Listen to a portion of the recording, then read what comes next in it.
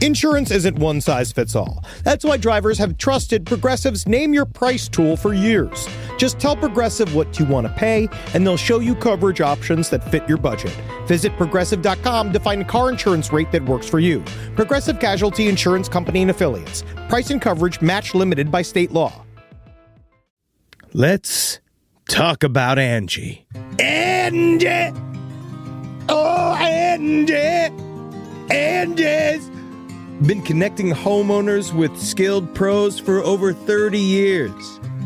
And they've made it easier than ever to tackle home projects. Their nationwide network has experts in everything from plumbing and landscaping to roofing, remodels, and more. You can read verified reviews and request and compare notes to find your best price. So join the millions of homeowners who use Angie to get the job done well. Download the Angie app today or visit ANGI.com.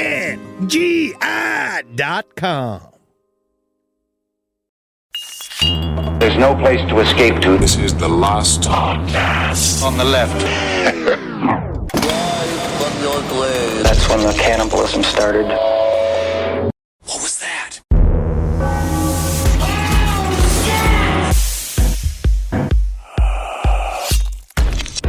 Now, guys, it's so nice to be, because the last month and a half, let's just say we're the opposite of relaxed, right? What do you mean, man? I'm on so much acid still. No, I know. And you are technically right now, if you could see, Kissel is perched on top of the chair like a gargoyle, and he is completely shaved. Ooh, I just saw that scene in Ghostbusters yesterday. Yeah. Woo. But guys, let's talk about this, right? Because this is a relaxed fit. Yeah. What relaxes us? I feel like it's important for the audience to know. Kissel, what do you do when you kick back and want to let your hair down? I watch Gordon Ramsay on cocaine. I wish it was him on cocaine. It's him versus cocaine in his own restaurant. It's a travesty. I watch. If you take cocaine away from the waiters of America, this entire fucking industry will collapse. It's going to collapse. It's ridiculous.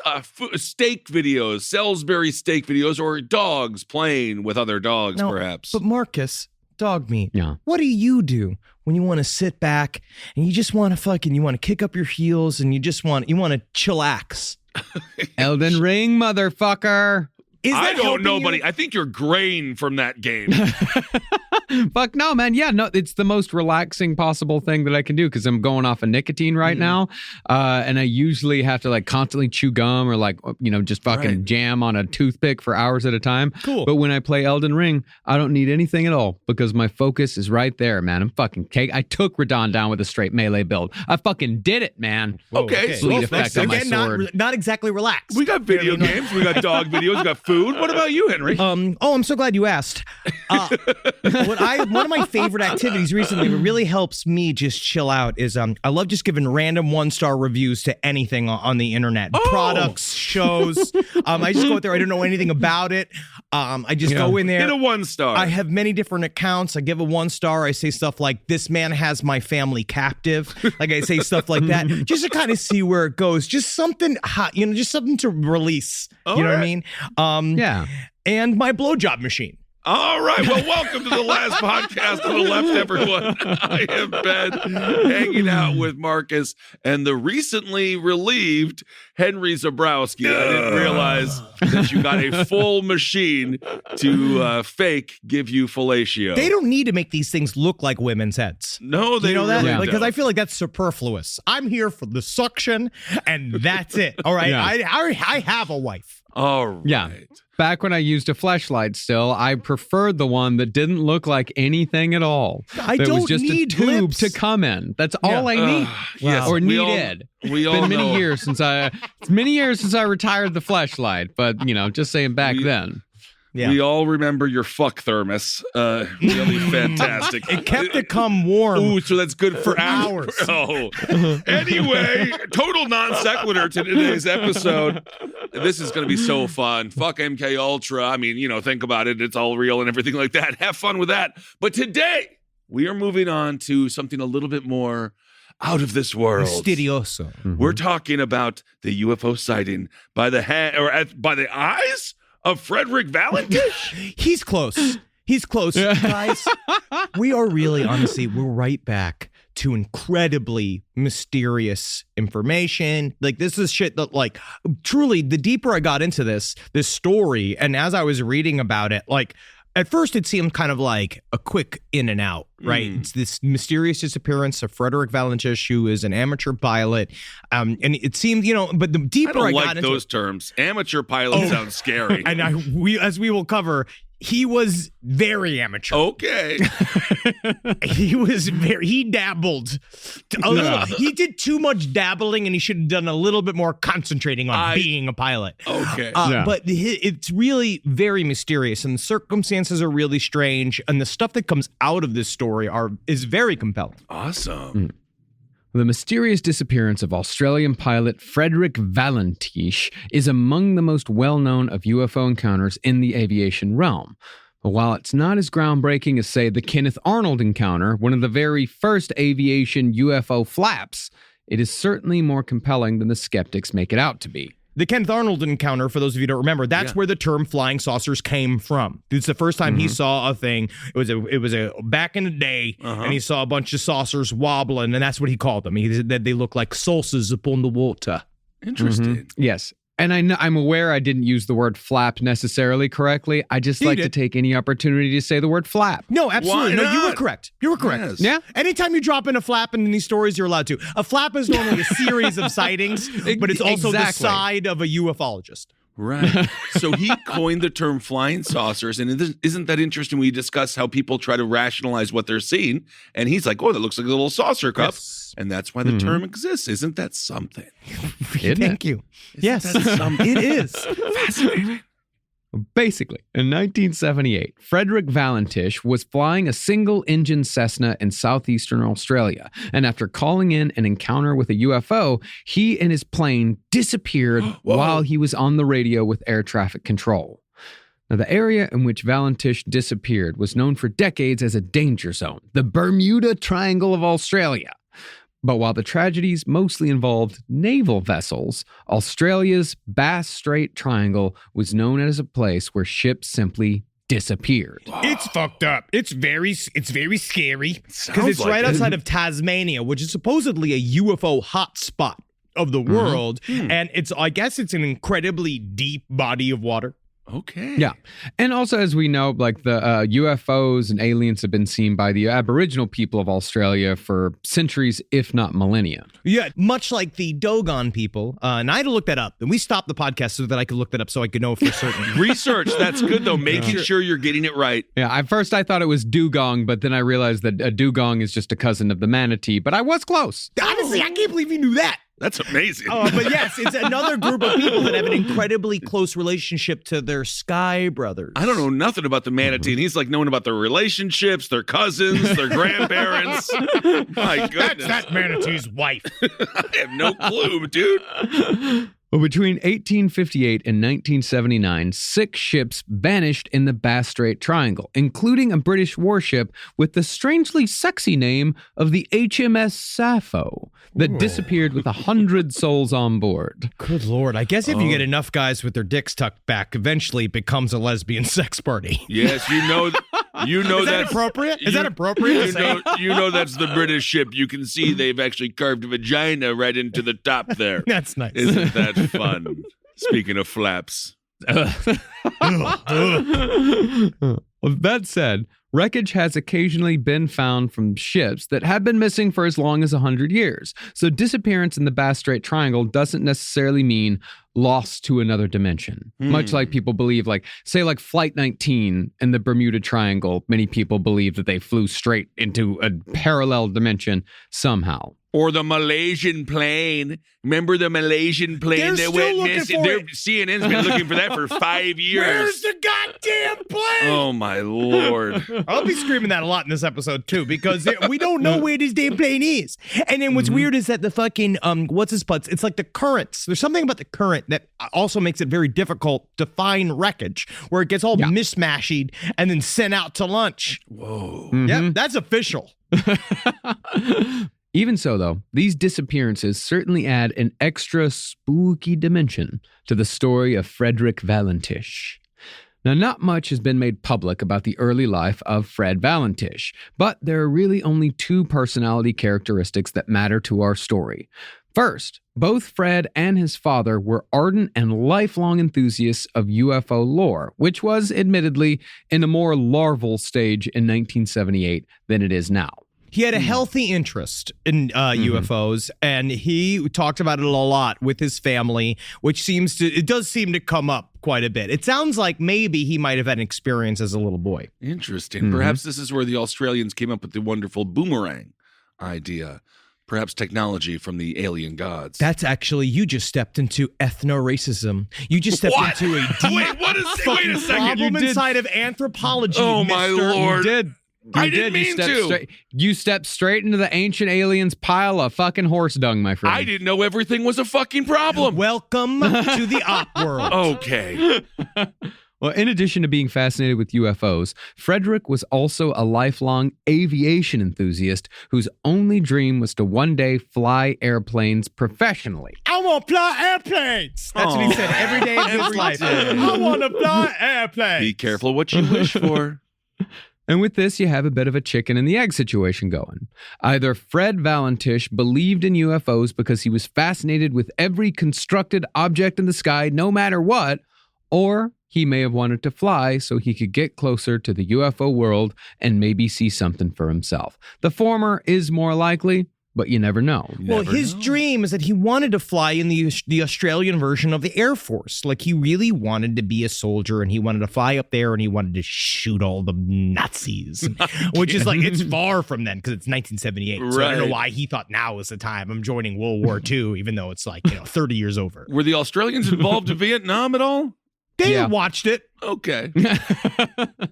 But either way, Fred Valentich's dreams of becoming a well-respected pilot were unfortunately not in the cards, because despite his lofty ambitions, evidence shows that Fred just wasn't very good at piloting aircraft. Oh. I didn't know you could fail all of these tests so much and so often and still be allowed to rent a plane and fly it in the sky.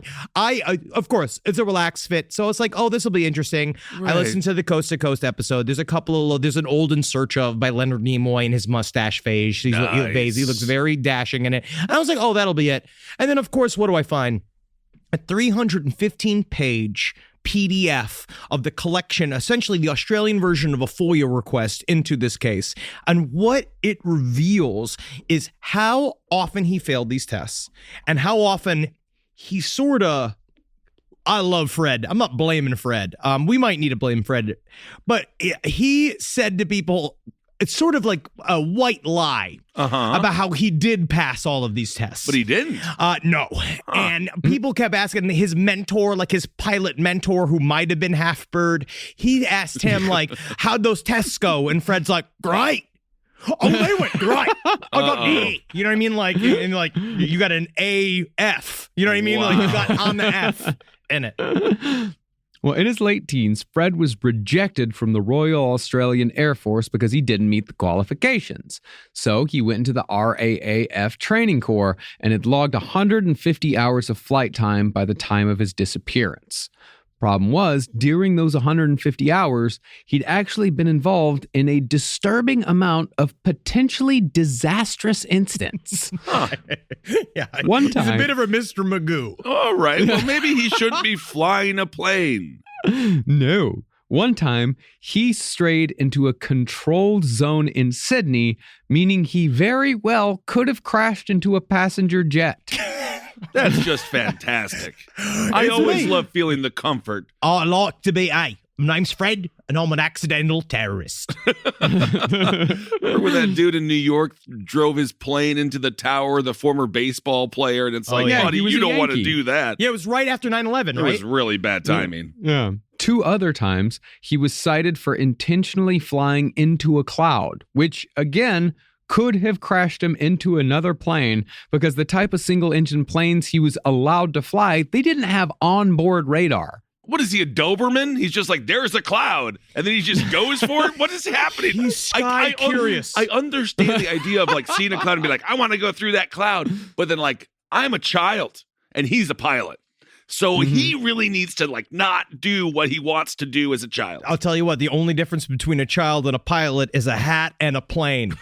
As long as you can get in there, you're a pilot. When you're in the chair, it's like you're now a pilot officially. That's true. Yeah.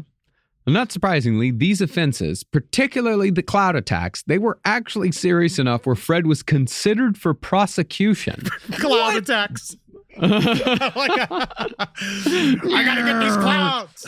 What are you in for? Well, you see those goddamn clouds up there? Yeah, I try to fuck with them. Yeah, guess what? Yeah, me too. Because them clouds, them the ones making me gay. Oh, isn't that nice?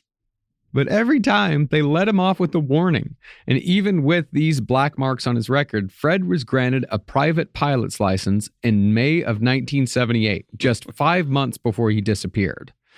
At the same time, Valentich was still trying to take another route to a pilot career. But when he tried being a commercial airline pilot, he failed all 5 of the subject exams. And not only that, he failed all 5 of them twice in the same month. Hey, man. Hey, I'm a professional improver.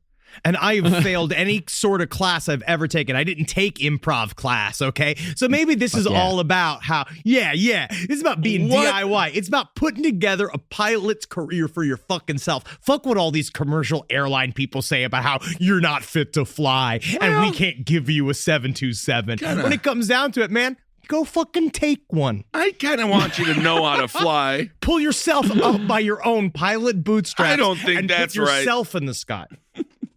But sometimes you just can't keep a dream down, no matter how many flashing red lights are telling you that this is not what you were meant to do. Yeah. And on October 21st, 1978, Fred Valentich took off for the last time. My father's birthday. Oh, nice. Now, the flight plan took him 250 miles from Victoria to King Island, but no one is really sure why he took this flight. He told some people he was going to go pick up some very brave friends, while others thought that he was going to go to King Island to buy crayfish. Later investigation, however, found that both of these statements were untrue, or rather, no evidence was found that either were true, which is an important distinction. Oh, yes. I thought the crayfish were going to be his friends. Well, I also did some heavy research into what the Australians call crayfish, because here in America, we call them crawdads, and they're tiny little sea bugs, right? Not and a eat fan, them but that's okay. I absolutely love them. I know. You got to suck the head. Despise them. They're disgusting things. I've never understood the fascination with them, but that's okay. Never got it. They're gross. In Australia, because there's also the sausages in there and the corn cobs. Well, and the you are potatoes. just talking about something that's much different. Very delicious. Now, crayfish in Australia, them's lobsters, friend. Oh, those are lobsters? Yeah, fuckers. Oh, okay. And so they fucking switch it up on us again. What was he really looking for? But there is some evidence in here that I will talk about that I do find interesting. I think there's a bit of a human element, and there is some shit here that we'll unpack as we go. Okay. Yeah. And while his motivation for going to King Island, while it may seem trivial, it does play into later possible explanations for what happened. Concerning Fred's conveyance on the day of his disappearance, he was flying a 182L Cessna that he'd rented from the Southern Air Service. To give a size of scale, this Cessna was a light 4-seat single-engine plane. In other words, it was tiny. And from what I can tell from playing Microsoft Flight Simulator, these planes are somewhat easy to lose control of. Although I might just be really fucking bad at that game. Yeah, I love that game too. And I tell you what, if the U.S. government had any tap into my data of what I was like when I played the Microsoft Flight Simulator, I would be put on a no-fly list. Because I always flew it into buildings, even as a little boy. I love blowing stuff up on the ground and attacking people, and never thought about flying safely, even once. But that's the video game. You're allowed to be creative like that. That doesn't mean you were grown. Doesn't mean you're going to be grown up to be a domestic terrorist or anything like that. Nah, man. Because I ain't no Bud Light. No, you're not. I'm somebody else. But no, this is it's like the size of a Toyota, right? I don't know. If you're a pilot, let us know. Sounds scary. It's small. Now, other pilots who were at the airport just before Valentich took off, they said that he seemed a bit nervous, but they assumed that this was because most new pilots get nervous before a flight. However, according to Fred's father, Guido Valentich, Fred was becoming increasingly worried that UFOs might attack him while he was in the sky, which does lend credence towards the skeptical opinion that Fred just thought he saw a UFO and crashed the plane because he was distracted by a delusion. I am beginning to think, though, that he had been seeing UFOs and that he had because he did see this thing before and he did weirdly become obsessed with it. But Guido also kind of fed this too, because Guido was super into it and his name's Guido. Yeah. And so that also makes him kind of sus. And he's there, like he's in Australia. But they were both obsessed with this and they kind of fed off of each other. And I think the reason why he was nervous was because it was a night flight. And he had some experience. Technically, he was approved for a night flight, but this was probably only his second or third night flight to go up. So he was very he hadn't had a lot of practice. He just got his instrument rating for night flights like a couple of weeks before. He had not done a lot. So far we really haven't set up any sort of mysterious case. Now it just really seems a bad pilot ended up in Ariel's garden.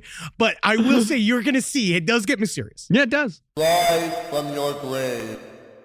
A roast as dark as the night, perfect for fueling the cryptid research and mad ravings required for your podcasting. Don't mind the red eyes, he's just trying to warn you of the bridge. The bridge. Finally, from the caffeine-addled brains of Spring Hill Jack Coffee and Last Podcast on the Left, we bring you Mothman's Red Eye Blend. Yes, delicious Panama beans. Go to lastpodcastmerch.com to order yours today.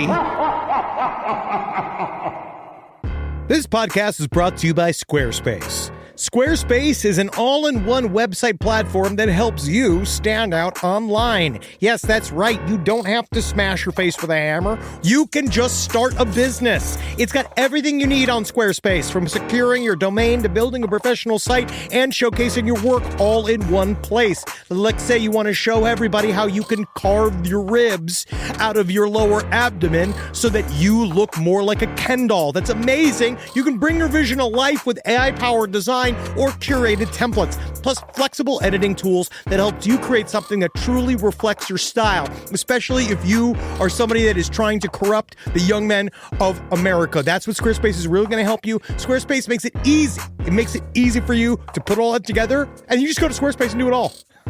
Thanks, Braden. Head to squarespace.com/left for a free trial. And when you're ready to launch, use offer code LEFT to save 10% off your first purchase of a website or domain. Hey there, everybody.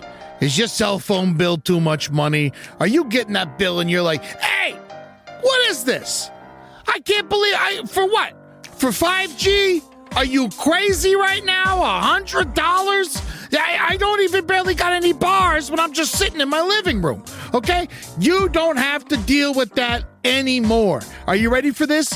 $15 a month. That's right, $15 a month on Mint Mobile. Yeah, baby. Get their wireless plan, because they're just sitting there on the T-Mobile 5G network, and it's just $15. Your whole life, you're just paying all this money every month. You're like, why? Where's it going? It's going to these phone companies that are robbing you. So go to Mint Mobile. Let them help you talk to your mom. So get your new wireless plan for just $15 a month.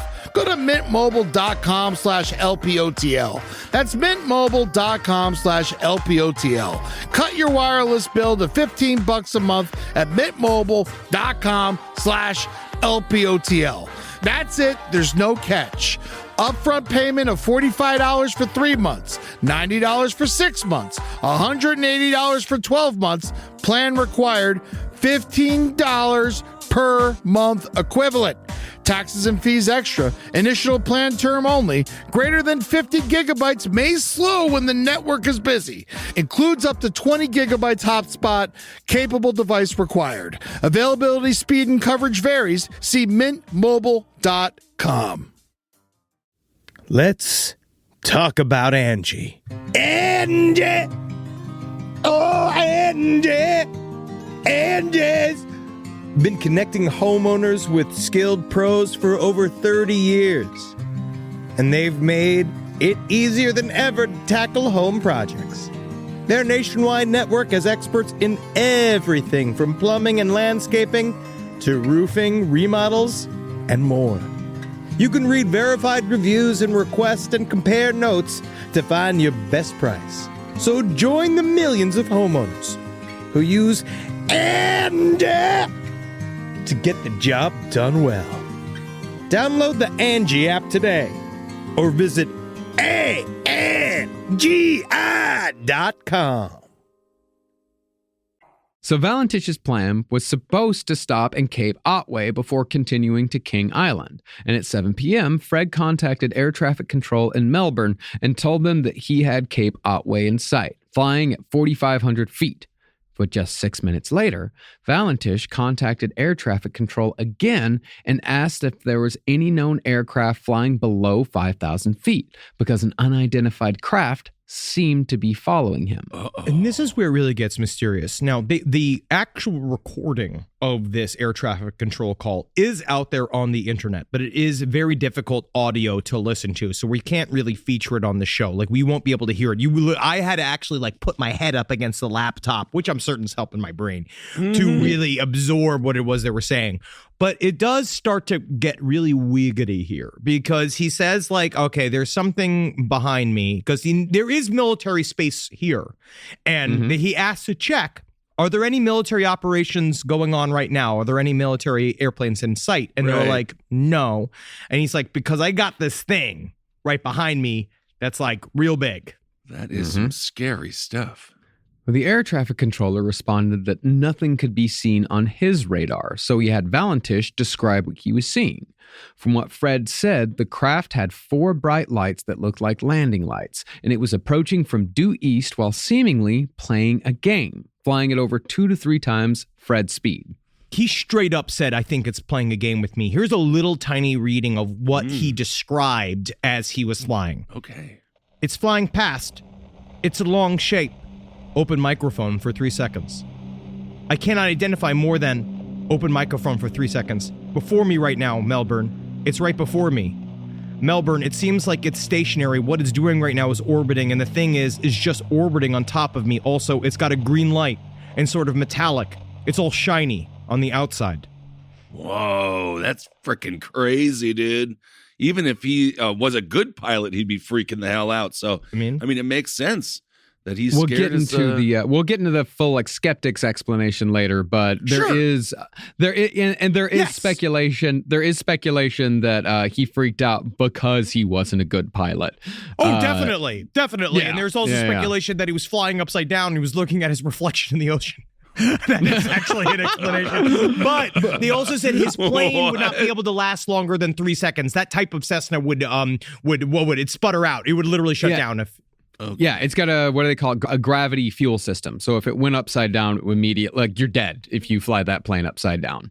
But that's the thing, is that his description of the aircraft it's why ufology is so much fun these days. And it's one of the reasons why Fred's story can't be wholeheartedly dismissed as a simple fuck up.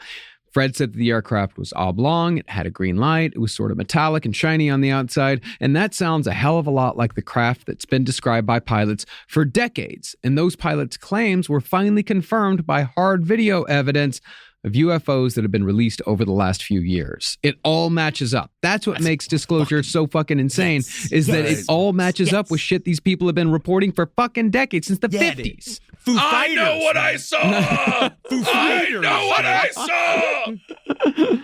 Just after Valentich described his UFO, it vanished. And to Fred's credit, he did not immediately start screaming that he'd just seen a UFO.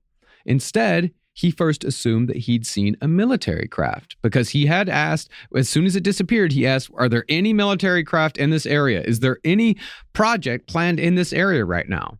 And just when air traffic control told him that no such craft was present, nor were any exercises being done in the area, Valentich said over the radio that his UFO had just come back into sight and was approaching him from the southwest. At that same time, Valentich also reported that his plane was, quote-unquote, rough idling, which means that it was sputtering out. Yeah, that's on me on minute 5 of having sex. Yeah, rough sputtering. Rough sputtering. Rough idling. Rough idling. Rough idling. Yeah. The last report about the UFO that Valentich gave was that the craft was hovering above him, and his last words just before the radio went silent were, "It is not an aircraft." Yeah, I'll read it. Can I read it from the actual Read it, go description? ahead. This Go is ahead. the air traffic thing. It's not an aircraft, no. So they're like, the engine is rough idling. I've got it set at 23-24, and the thing is coughing. It's coughing. Roger. What are your intentions? My intentions are, to go to King Island, Melbourne. That strange aircraft is hovering on top of me again. Open microphone for 2 seconds. It is hovering, and it's not an aircraft. Cuts out. And then this noise can be heard on the actual recording. You hear this noise, it sounds like... It's a metallic screeching is how it's described, and it goes on for 17 seconds. I'm gonna black out. 17 seconds is how long it goes on for, and then it just disconnects. Now, it was assumed immediately that Fred Valentich had simply become discombobulated during a night flight. He began flying upside down, which is apparently possible in single-engine planes flying at night, and he fell into a death spiral. Because it's completely pitch black out there. It's completely pitch black out there. You are, it's very, very easy to get disoriented in the 3D space of flying an airplane. Absolutely. Yeah. 3 days later, however, once the transcript was released, Fred's father, Guido, made a public statement saying that he hoped his son was abducted by aliens because the alternative was death, which ain't the worst assumption based on Fred's flight record. And I got to tell you, I didn't make this puppet and have an angel turn him into a boy for him to get abducted by the aliens. It's one of the stranger Australian accents, but it checks out, Guido. My brother Geppetto, he makes a little boy who cannot lie, and then that's why his nose is 7 feet long when they ask him, did Geppetto touch you on the downstairs, Pinocchio? Did he touch you? Well, all right. A deleted scene, perhaps. Although Pinocchio was abused. He was abused. Oh, definitely. Yeah. Why do you say Pinocchio was abused? Who is Pinocchio abused by? Boy Island. You don't think those Well, the Boy Boy Island is were the something different donkeys? altogether. Yeah, he did get turned into a donkey. But is that abuse or is that just fun? Is that just good, clean fun? Well, you want to be a donkey. I mean, I would like to be a donkey. I wouldn't mind being a donkey. I think the role is already filled. Yeah, he was abused, man. He didn't ask to be born or anything, and then he's made of wood. Birth is abuse. Yeah, in a way. And then he's like, every time you lie, your nose gets longer, and it's like, well, how is he going to survive in America? I don't know. Well, as it turned out, Fred hadn't just told his father about his UFO fascination. Apparently, Fred had also told his girlfriend that if a UFO did come to Earth, he'd go with it. But he added a romantic caveat that he wouldn't leave without her. And that's how you know he's truly a ufologist, because I have to have the same conversation with Natalie, because she said that once it came up, and I had to do the thing where I was like, yeah, if they come, I'm going to go right into the spaceship. And then I was like, but I'd never leave without you, baby. Like, I had to make sure, I had to think about it, because you have to add that tag. Always been like, but with you, baby, there's no way that you're secondary. What if she doesn't want to go? She's going to have to go. She's going to have to go. Okay, fantastic. Because half my butt belongs to her, and if the aliens want to probe me, they're going to have to ask her permission. All right. Yeah. Well, even so, this girlfriend didn't believe in the UFO story at all and became firmly convinced that Valentich probably turned back to land after his engine trouble began, because that's what he told her he'd do in a situation just like this. However, land searches turned up not a shred of evidence for this theory either, and multiple searches of the sea turned up not even an oil slick. And you see this within that FOIA request. Like, if you look at these documents, like they did an incredibly thorough search for him, and they could not find any sort of, like, because that's what you kind of look for. The telltale signs are puddles of fucking fuel. Like, you're looking for, maybe the fuel can tell you where the thing is. It was all dissipated. They found nothing. Yeah. All right. However, 5 years later, an engine cowl flap was found off the coast of Flinders Island, which was indeed a part of a Cessna 182L with registration numbers that were within the boundaries of Fred's plane. And this, to skeptics, is definitive proof of the crash theory. So now we're here. This is called what we call the full diaper part of this story, because we got the skeptics in there, and they're like, nobody likes me. Kind of taking it out on people there. I'm just sitting in my pee because everybody hates me. Mocking the skeptical mind, perhaps. Yeah, if you use summons or fucking ashes, you're not a real fucking From Software player. Yeah.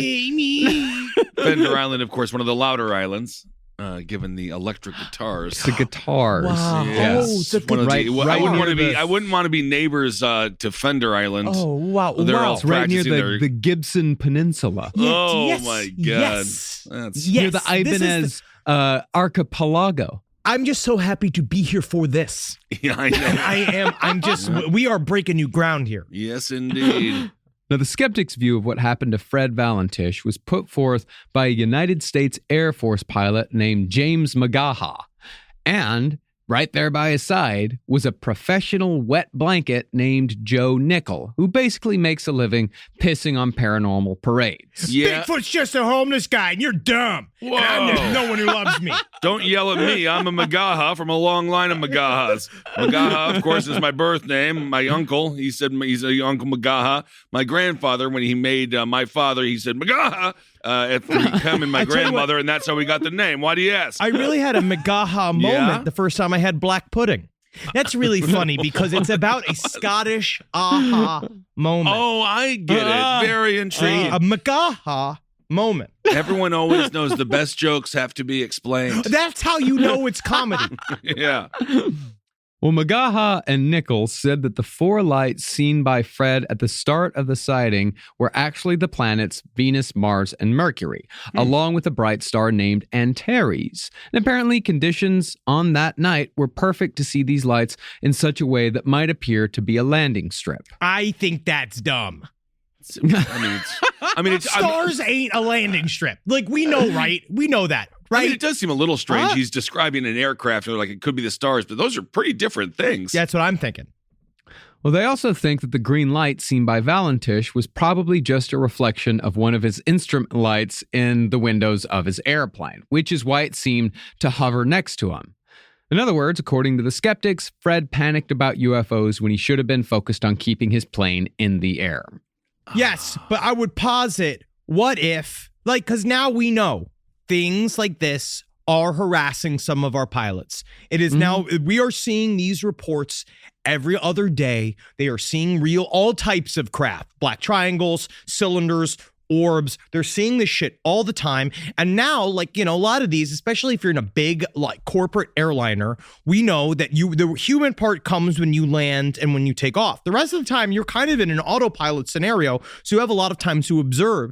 And what if fucking Valentich, like, my postulate is that he fucking freaked out when he saw one of these things and was like, oh, and then crashed into the Bass Strait. An unwilling kamikaze pilot. Well, other explanations speculate that Fred Valentich might have staged his own disappearance because Melbourne police received reports of a light aircraft making a mysterious landing not far from Cape Otway right after Valentich was supposed to have disappeared. There's also speculation that Valentich might have used the UFO story as a cover for suicide, but this is also unlikely because from what I know about suicide, people rarely, if ever, go into the day of their death thinking that they're just going to have fun with it. I mean, that's how I plan to. But Fred Valentich also, there were plans set in place. He was supposed to get there. So one thing, he was supposed to get these crawfish, red crayfish, whatever. Yeah, the fuck it is. I just feel bad for everyone who was expecting this great lobster feast. Sure, And then all of a sudden it's absolutely. like, what happened to the guy who's going to get the lobster? Aliens. The aliens abducted and be like, are you fucking kidding me? Seriously? You're going to tell me once? This happens once every 10 years and it's on Lobster Sunday. Yes, yes. That is a seafood crime. That is a crime. If you're supposed to show up with the lobster and you don't, you should be hung. Absolutely. But he also, but the thing is, local fishermen said he never ordered the crayfish ahead of time.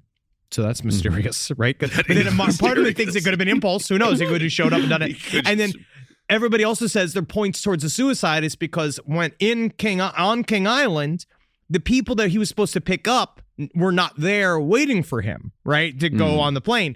But I think that the human element factor here is because Fred Valentich wasn't necessarily the pilot you want to be with. Yeah. Like, he's not the guy. He makes Harrison Ford look competent. Yeah, I think that they just decided maybe if they were going to meet him, be like, let's just see if he shows up and then he'll call us. Yeah. Or like, we don't need to go there. Like maybe let's kind of see it. And they do the thing where like, it's always fun to make a plan, but it's not really fun to complete the plan. All everyone has to do is just all flake at the same time. So this is 1978, correct? Yeah, maybe people were less flaky. How in many, has 1978. Buddy Holly died yet? Has Leonard Skinner died? 20 years before. Yeah, 24 years before, 23.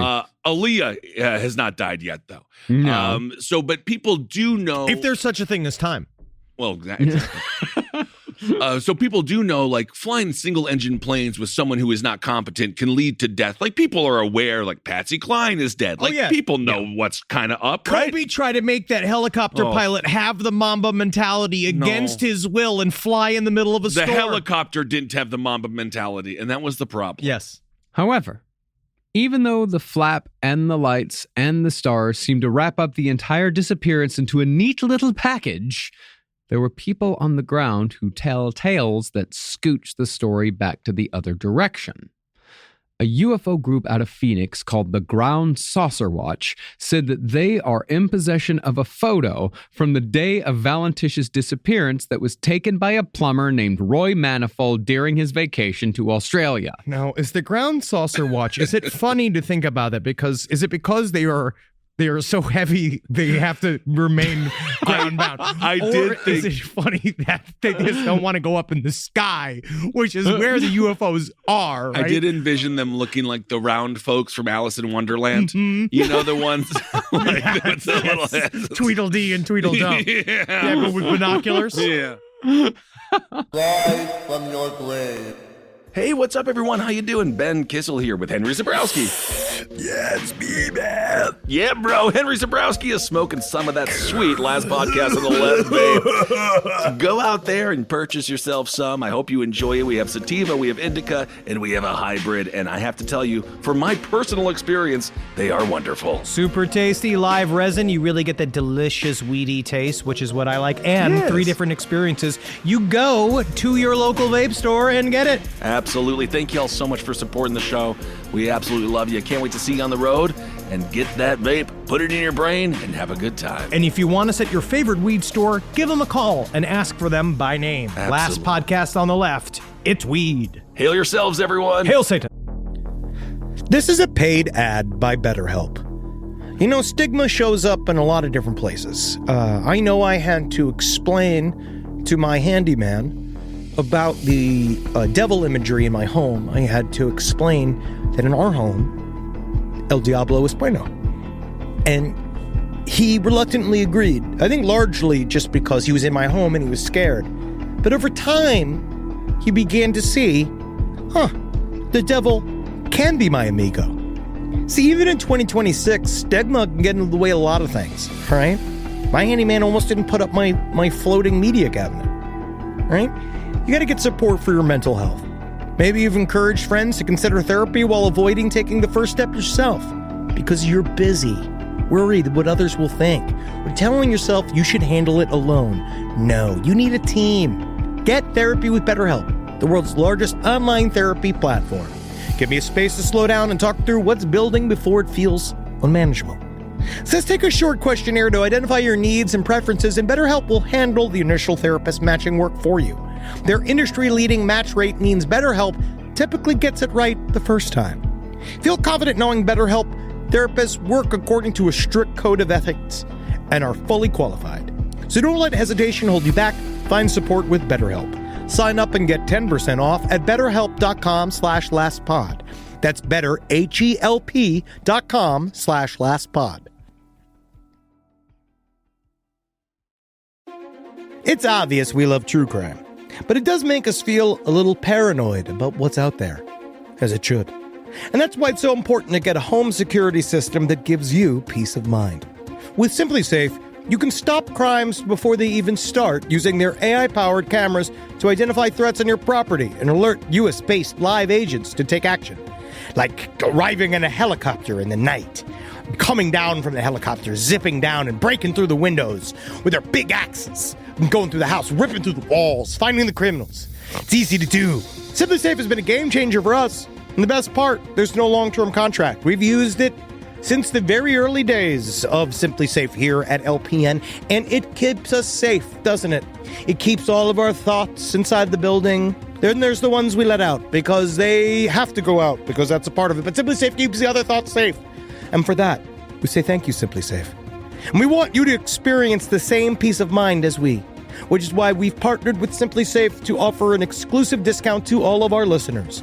Right now, you can get 50% off your new system by visiting simplysafe.com/LPOTL. That's half off at simplysafe.com/LPOTL. There's no safe like Simply Safe.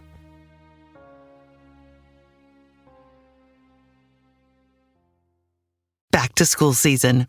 You've got the new backpack, the folders, the 17 highlighter colors. But there's one essential that never makes the shopping list. Their pillow. And we all know better school days start with better sleep. So we've got big news.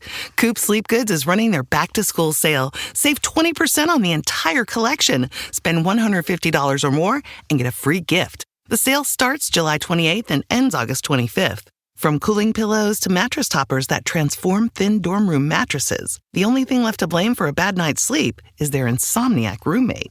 Coop's pillows are adjustable, built to fit how your kid sleeps, whether that's a twin XL dorm bed or their room at home. Spend $150 or more and get a free Ultra Tech pillow protector. Head to coopsleepgoods.com/comedy. COOP sleepgoods.com/comedy. 20% off plus a free pillow protector with $150 or more.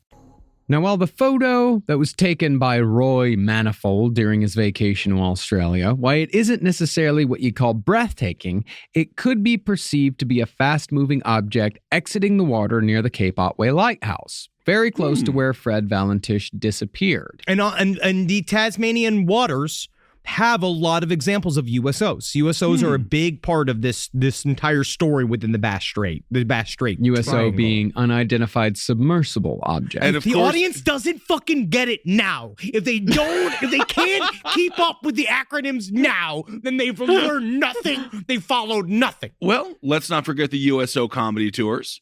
You can go perform for the troops. So perhaps they were thinking. They're never thinking of that. The audience is never thinking of the USO show unless they're currently in the military, and then we want to say thank you for your service. Absolutely. And we would love to do a USO tour, especially if we're ever, if you're stationed in Hawaii, we'll perform for you. Love to go. If you Love are to go. stationed in Berlin, we will go hang out with you. Love to go. We have this absolutely. great our new show. It's all called How Project Monarch Can Help You.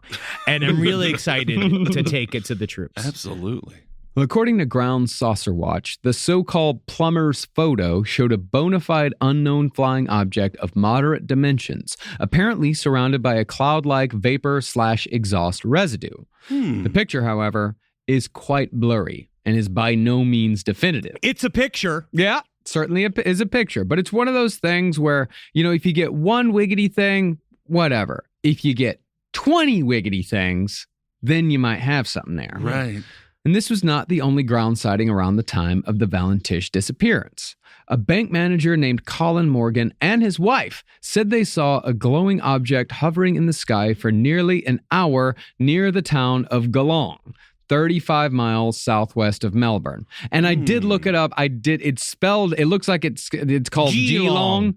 I think it's Geelong. I looked it up to make sure I wouldn't get any shit, and I think I said it wrong anyway. You did your best. It's okay. That's all we can do. Well, Mr. Morgan said that the craft seemed to be cruising above them as they drove down the highway. It was bright and had green flickering lights at one end, much like the light Valentich reported. And 20 other people reported green lights in the sky on the night of Fred's disappearance. Damn. Now, these reports were deemed unreliable by some because they were made after Valentich's disappearance had been reported, and it was assumed that all of these people were just trying to make themselves a part of the story. Yes, there was a big UFO flap after it was announced that he was gone, and a lot of people reported and called in saying that they were seeing objects in the sky, and then you don't really know whether or not is it inspired by the story, right, or is it more people looking at the sky? Like, I think that's what it is, too. And then half the time, if you look at the sky, you don't know kind of the various objects, so you can't really identify them. And so there's probably going to be a glut of UFO visions and sightings after something like this. Okay. And yeah, that very well may be true for some of the witnesses that they just wanted to be a part of the story. But Well, wouldn't that also play into the whole idea of the psychic, the collective unconscious? Just because maybe the fact that this person saw it brings it to light, and now all of a sudden people are seeing it. But before you can see it, you have to believe that you can see it. But it's also that phenomena when you find out something for the first time, then you see it everywhere. It's not Bader Meinhof. It's when you meet Bob, the friend that your wife has been seeing, but then you realize, like, oh my God, they're having sex with each other. It's like that moment. It's like, I see. It's the cuck threshold. Yes, the cuck threshold, yes. yeah. Or when you buy a car and you notice how many other models of that car are out on the road, where before you didn't see any, and now you think like, oh my God, everybody owns a fucking Subaru. Do you know that the Subaru is Japanese for the not for Pelican, but it is for the Pleiadian star system, which is why it has 3 stars on it, which is actually the stars that are located to what it's connected to. And maybe you think about what's the real fucking story? What's the real history? To be honest, of Subaru? if aliens do come back, or if aliens do come to Earth, I think Ween would be their favorite band. Much like, of course, the one who owns the Subaru loves Ween. That's right. But the thing is that there was a primary witness who did tell others about his sighting on the night of Fred Valentich's disappearance. Ooh. And he told people the next morning, but he decided not to report it publicly after his story was met with disbelief and ridicule. Oh. The night of Fred's disappearance, a man who still refuses to use his own name. My name is Dr. Raven. Dr. Raven. Birth name, Dr. Raven? See? So your first name is Doctor. Yes, and with 2 Ks. Oh, right. Very nice. Well, this witness said that while driving home that night, he and his 2 nieces saw both the lights of a small aircraft and a very large green light traveling directly above the plane on the night of Valentich's disappearance. Now, it has always been assumed by authorities that Valentich was over the water when he made his call because that's where he was supposed to be. But remember, Fred wasn't a great pilot. Right. And he apparently didn't show up on the radar in Melbourne any more than the alleged UFO did. Oh my God. Now, on the very night that the witness and his nieces saw this amazing sight, he told his wife what they had seen. But what did she do but laugh in his fucking face? Wow. You gotta believe I know what I saw. Wow, it's going to break up another marriage. UFOs do that. Absolutely. You gotta be strong. You gotta be able to handle it. The next morning at work, this witness told his coworkers, and they also made fun of him and probably called our witness a fucking stangy dongo or some other nonsense Australian insult. You don't know what you just said. Stangy dongo. I mean, you don't know what you just said. We might be banned in Australia from calling somebody an SD, because that's the SD word. Wow, stangy dongo. And if I did, then that proves my fucking point, because I made up stangy dongo. Whoa. I don't know I totally made that up. So if I accidentally said some sort of horrible Australian slur, that's on them. Whoa, this is getting to Noam Chomsky, the actual dialectics conversation. Yes, indeed. Isn't that interesting? Linguistics, how they alter and change between religions and cultures. Mm-hmm. Yes. Like, what's a sweater and a sweatshirt? What's the difference? Apparently a whole world, if you look on menswear. Absolutely. What's interesting about this witness's story, though, is that he couldn't have known about Fred Valentich's experience because none of it was made public until days later. But even after all the details were released, our witness kept his mouth shut to avoid further ridicule, which probably came anyway from both his wife and his coworkers once the Fred Valentich story came public. You can just see it going to work. It's already so exhausting. You have to put your khakis on and your finest weird shoes. And then every time you go to the kitchen, maybe get a little coffee. Yeah. Someone's cooking fish in the microwave, and then you get made fun of. Oh, of course. Yeah, like there goes Alien Boy. All he does is open up his butthole to the sky. Look at him, hungry for it, looking for a scrape. This is how you have an office shooting. But there is, if you, that's why I'm not going back. No. But if you read it, this file, like I did, unfortunately, like if you really go through all of the stuff, there's a lot of pain here, because the search for him was incredibly thorough, and his father, Guido, who did have an Italian accent, he showed up day after day after day after day, and they kept giving him whatever material they could because it was all next to a military base, a lot of this shit had to go under we couldn't talk about it. A lot of this is about there's proprietary information inside of all of these calls that no one could know. And they finally let him hear his son's last words, but he kept the UFO thing going too, truly out of while I do believe it is strange, especially his last words, and his last words are, "It's not an aircraft." It's not an aircraft. That's his final statement. Yes. Oh wow. And the thing that when they try to analyze the final sounds, because it sounds like engine noise. It sounds like he might be yelling and screaming over it, that it's been scrambled by the transmission stuff.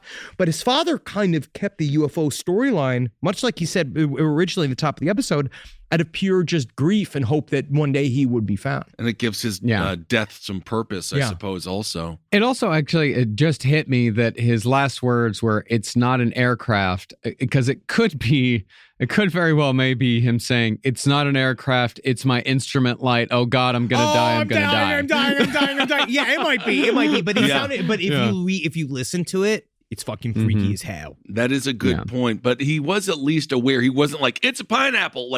He knew that it was something weird. Something very weird. Mm-hmm. Well, the witness that I was just talking about, he happened to discuss his sightings with a local policeman who passed the info to Guido Valentich. And Guido told an ufologist who interviewed the witness and made the sighting public in a paper that hardly anyone read. Yes. Now, naturally, there's also a bit of conspiracy to this story, in the true sense of conspiracy, in that multiple people work in conjunction with each other to either break the law or, in this case, conceal a secret. This is about the crayfish. Again, it comes back to the crayfish. It's said that there was actually more to Valentich's final transmission than was released to the public, but key elements were deleted in the public version by powers unknown. In true Big Lobster.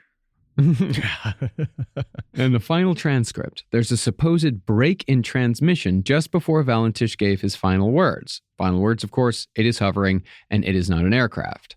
The claim is that there was a more vivid description of the aircraft before this, but an anonymous source at the Department of Transport said that description was cut. But don't worry, if you go through the file, you can actually see the description that they just made up inside of the UFO magazine that this article is citing, where it's they basically say in this whole thing, they make up a whole description that he made. We don't know if he did, because also what we also now know about the release of people seeing these types of crafts is that this shit happens fast. They linger for a second, but you really don't have a long time to describe, especially if you also are quickly plummeting into the Bass Strait as you're describing it. Right. Yeah. And interestingly, this really could be a sign that maybe it was a military aircraft after all, and the description was cut because the craft was a part of a top secret project.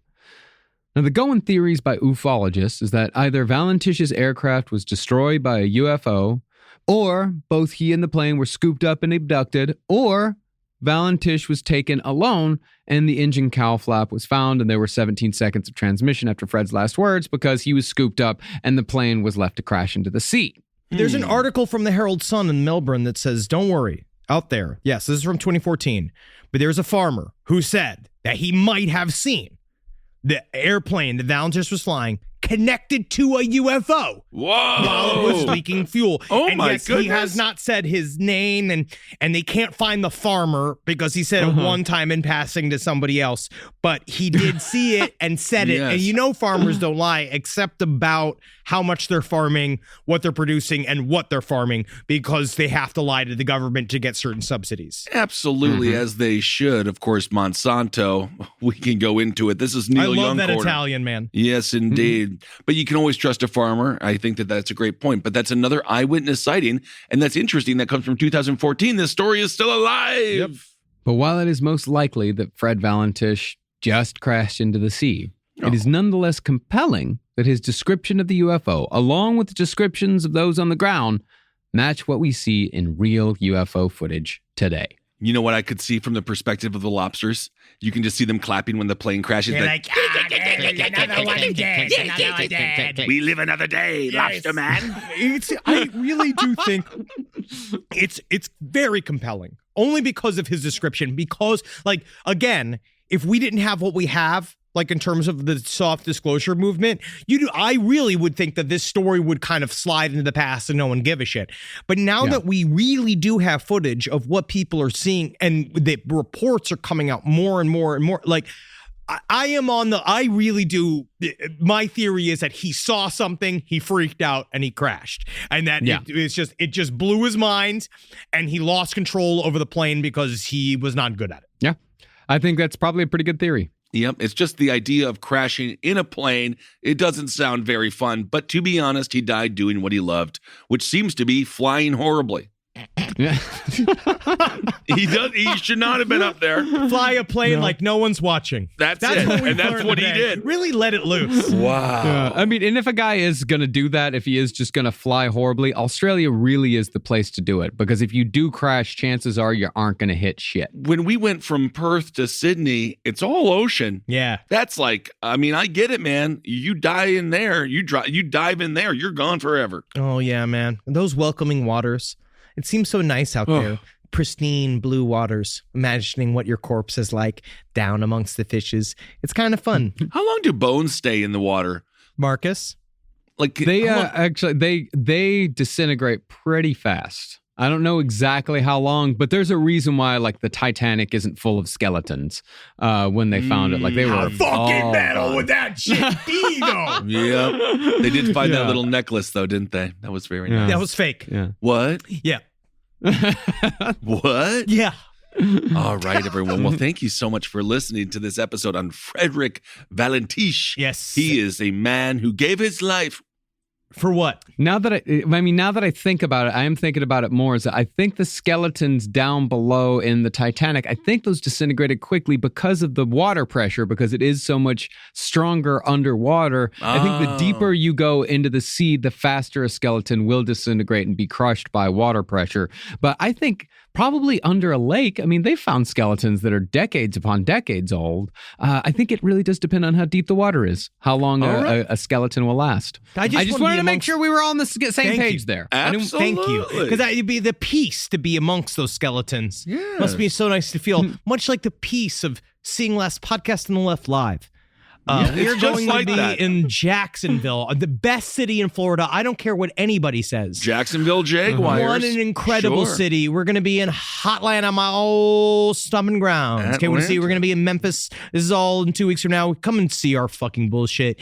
We got Last Comic Book on the Left. Check it out. Pre-order it on Z2. We're now cooking. I'm writing a little thing for it. Detective Popcorn it makes an appearance. He's funny as hell, and I'm very, very excited. Buttery goodness. We've got Soul Plumber number 6 is hitting the shelves very, very soon. I can't believe that our adventure with DC is over for now. For now. Yeah, it actually comes out this Tuesday, March 15th, because remember, DC books come out on Tuesday for some fucking reason. So while everything else comes out on Wednesday. We will see you next Tuesday at the comic book store. You know what that stands for? Absolutely. Well, I do. I do know that. And as I always say, I don't say that word, but although very often, sometimes I will call certain politicians that on Able Against Top Hat. Check out that show. And of course, Cunt Watch. Well, yeah. I mean, that's basically American politics at this point. CNN is just going to have that kind of watch there very soon. Someone who's very mean with a lisp, but see you next Thursday, a cunt. That's one of my favorite jokes there. Save it for the stage. I save it for the stage. That's kind of a go-to. That's a classic Kissel. And yes, thanks for supporting all the shows here on the Last Podcast Network. And thanks for everyone who calls into Open Lines every Monday at 4 p.m. PST, 7 p.m. EST. That show has been so much fun. It's been so great to hear from you all. And Marcus's butthole is doing great. Marcus's colonoscopy went fantastic, although he did say, despite all the pooping, a little turd was left behind.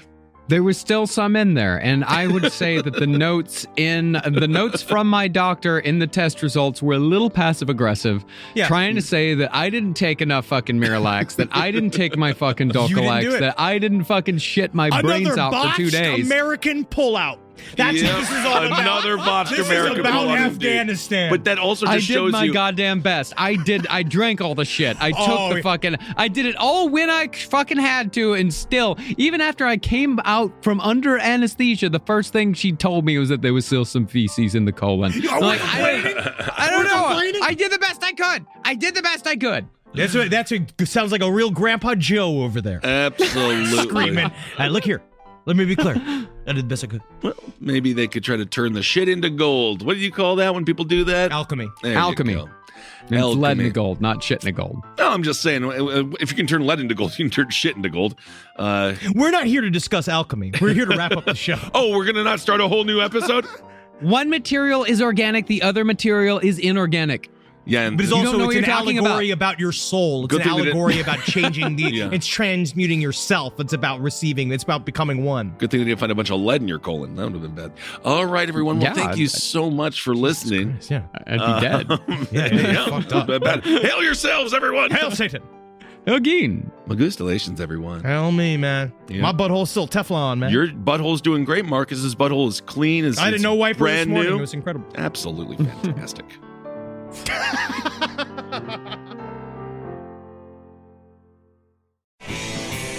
This show is made possible by listeners like you. Thanks to our ad sponsors, you can support our shows by supporting them. For more shows like the one you just listened to, go to lastpodcastnetwork.com.